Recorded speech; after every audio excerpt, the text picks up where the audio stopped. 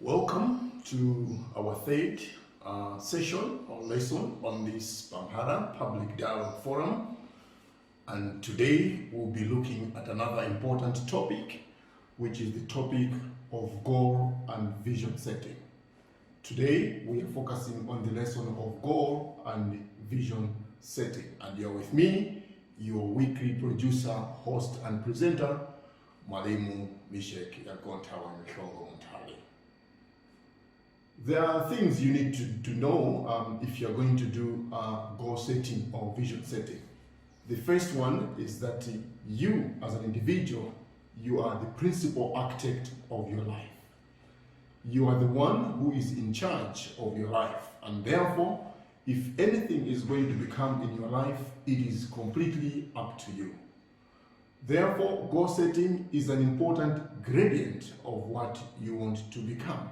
It is an important thing you must consider.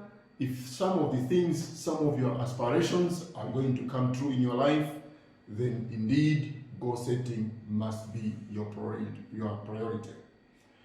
Before you can achieve anything in life, first you must seek to understand that which you wish to achieve and put it in writing. When you put it in writing, it becomes a goal. Therefore, goals help you to understand and streamline that which you seek to achieve in your life. Without goals, you do not have signposts that point you towards your success or your destiny. And you know, as much as I do, that success is a product of those signposts, the things that point you to the direction that you want to achieve, particularly the positive thinking that comes with the goals. Without goals, how can you possibly be a positive action taker? When you have goals and consistently and persistently act on them, most likely you are going to succeed. Don't merely be a wishful thinker or hope that things will just come on your life like magic or like miracles. Without goals, such things will not indeed materialize. But be more purposeful about your destiny, be more purposeful about your success in life by setting goals. It is the goals that are going to determine the success and the direction that you are going to take in your life.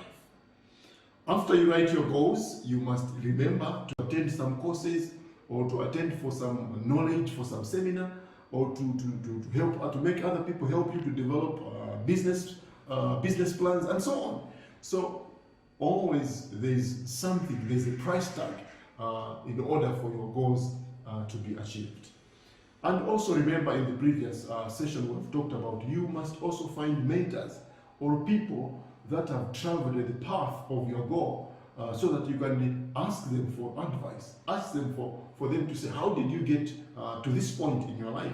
Because if there are already some mentors in your area of goal area, then why should you wait for your own mistakes when you can go to them, if you know them, or you can study them from far and you can learn from them and indeed be able to achieve your goal.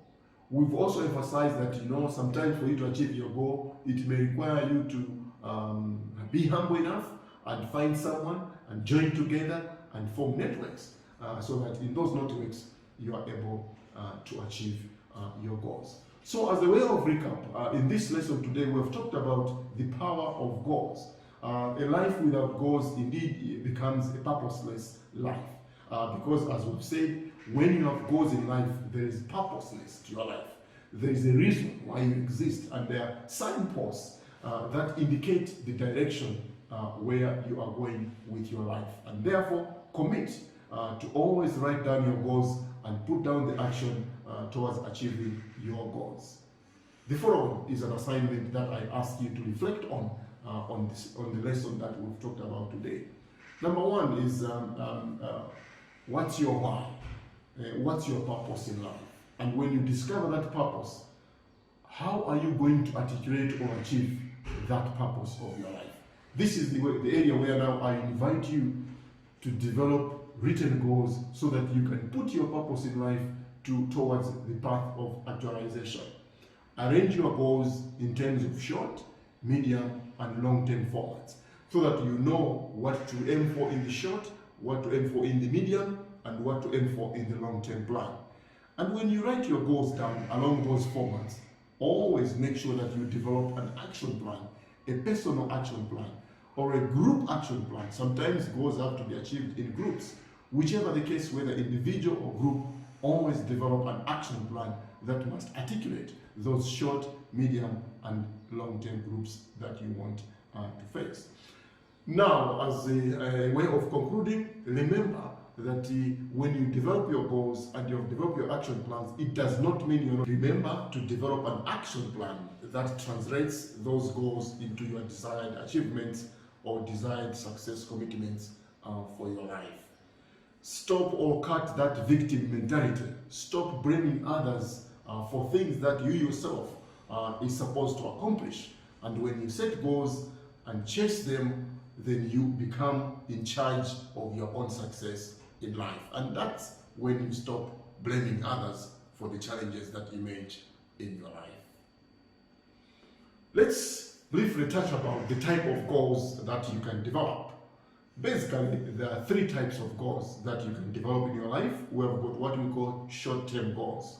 The things that you need to achieve anywhere between 1 to 2 years are regarded as short-term goals. For example, you can plan goals for how much maybe maize you want to grow in the next growing season. That's a short-term goal.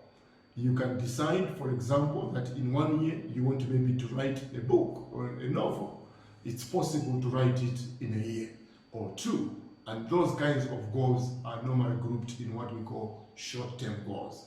Things that you want to achieve within a span of 1 to 2 years. Then you've got what we call medium-term goals. The goals that will last you anywhere between 3 to 5 years. These are sometimes relatively bigger goals. For example, constructing a house, which is maybe according to your plan, according to your desire, a bigger house. That might take you 3 years or so to develop. So in order not to frustrate yourself, you put that in the medium-term goals. Or sometimes such goals are academic. For example, if you have done your Form 4 and you want to do your diploma or your degree, that goal might take you 3 to 5 years. Therefore, when you're planning for an academic goal, then probably you put that under medium-term goals. Then we also have got what we call long-term goals. These are goals that will last you 6 years into beyond. Often these are big projects. Probably you want to develop a business. Sometimes within 1 to 3 years, you are still developing your roots. And when you face challenges, it doesn't mean you have failed. But you know, a solid business plan might take you longer than 3 or 4 years to accomplish. And therefore, it is proper when you are developing a modest to a big business plan, it is better to put that into medium to long-term goals. So basically, depending on what you want to achieve, there are those three types of goals: the short-term goals, the medium-term goals, and the long-term goals. And when you develop goals for your life, you yourself, you must determine, is this a short-term goal? Is this a medium-term goal? Or is this a long-term goal? And when you are realistic about your goals, then indeed you reduce the sense of failure or the sense of being frustrated by your life. So the goals can cover any part of your life. They can be educational goals, they can be financial goals, they can be religious or spiritual goals, they can be political goals. Some of you might want to become members of parliament for your constituencies. You may wish to start now and put that into the medium or long-term goal. Often you're inviting frustration if you just jump into becoming, I want to become an MP. Within 1 year you start campaigning, you are caught in disaster. So the goals can cover any part of your life, but you can use still the dynamics of these three types of goals to plan your life. What does it require, or what does it take for you to achieve your goals? First of all, in order for you to achieve your goals, you must first of all understand your goal or your vision. What is it that you want to achieve? Because if you don't know what you want to achieve, it's possible you may also not know what kind of goals to develop. But once you understand what you want to achieve, you must make your goals SMART. SMART as in S-M-A-R-T, SMART. And that's an acronym standing for your goals must be short enough, they must be measurable, they must be attainable, they must be realistic, and they must be time-bound. Any goals, if they are going to be achieved in your life, must fit within the SMART model, whereby they must not be too complicated, they must be measurable, attainable, realistic, and indeed time-bound. You must also be prepared to pay the price needed in order for you to achieve your goals. There is no point developing goals if you're not prepared to pay the price. And by price, I don't just mean monetary price. Sometimes for you to achieve your goals, it might require a discipline price, to discipline yourself to study, to discipline yourself to cultivate your garden, to discipline yourself to be a well-behaved person if you want to target, for example, the goal of getting married and finding someone to get married to. So there is always a price that we must learn to pay if we are going to achieve our goals.